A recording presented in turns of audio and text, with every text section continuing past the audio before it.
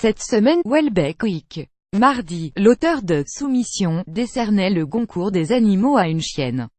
Aujourd'hui, le voilà à la une de Valeurs Actuelles, ce magazine progressiste qui fait tant pour la promotion des femmes voilées. On y apprend que notre grand écrivain national a fait vœu de silence. Du coup, il a accordé un entretien historique présenté comme son « ultime interview » au journal allemand Der Spiegel. Et c'est dans Valeurs Actuelles qu'il a choisi de publier la version française. Merci, Valeurs Actuelles, donc. La dernière confession de Michel Houellebecq aborde plein de sujets importants qu'Eve Adams, qui n'a certainement pas que des défauts, l'admiration que porte l'Allemagne à Michel Houellebecq, la supériorité des journalistes allemands sur les journalistes français, l'amour de Michel Houellebecq pour ce qui est allemand, Nietzsche, Schopenhauer, la discipline, les Mercedes.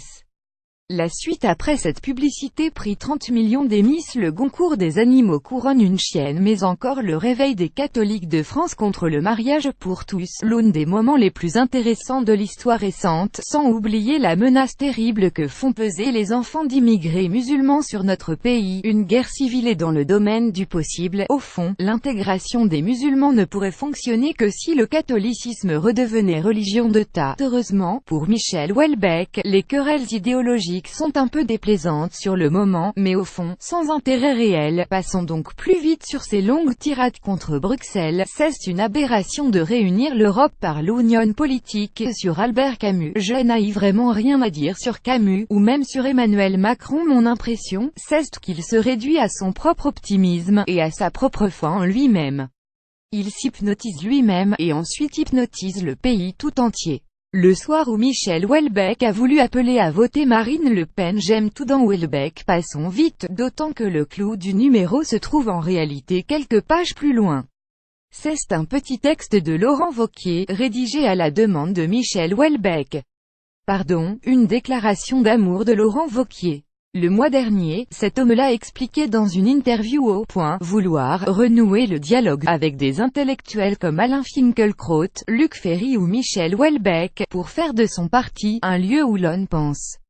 Cette fois, il n'a plus ses pudeurs de normalien défroqué. L'heure du commun goût est venue. Pourquoi j'aime Houellebecq? Réponse impossible car j'aime tout dans Houellebecq. Ici, Wauquiez tombe la parka sans rougir. J'aime celui qui a écrit les plus belles pages d'amour de la littérature, car personne n'a compris à quel point Houellebecq parle d'amour comme nul autre, comme il est capable au cœur de la désespérance d'extraire les sauts dans les étoiles.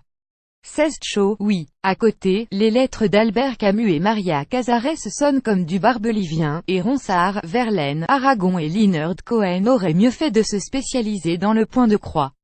Enfin, Wauquiez vint. On croyait avoir affaire à un homme politique en panne d'inspiration, qui passe son temps à plagier Marine Le Pen.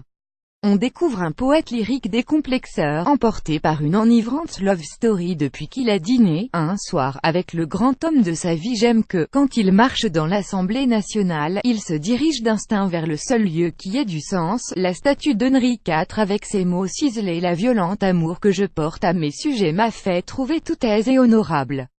Saint Houellebecq raconté par ses adorateurs à l'amour. On pensait lire une tentative maladroite pour récupérer un de nos écrivains vivants les plus lus et incidemment les plus applaudis par l'extrême droite identitaire. On tombe avec embarras, chez un garçon qui a beaucoup défilé dans la manif pour tous, sur une bouleversante demande en mariage. J'aime Houellebecq parce qu'on a juste envie de le prendre dans ses bras, de l'étreindre et de lui dire merci, merci de s'offrir pour que nous soyons en vie. Grégoire Le Ménager.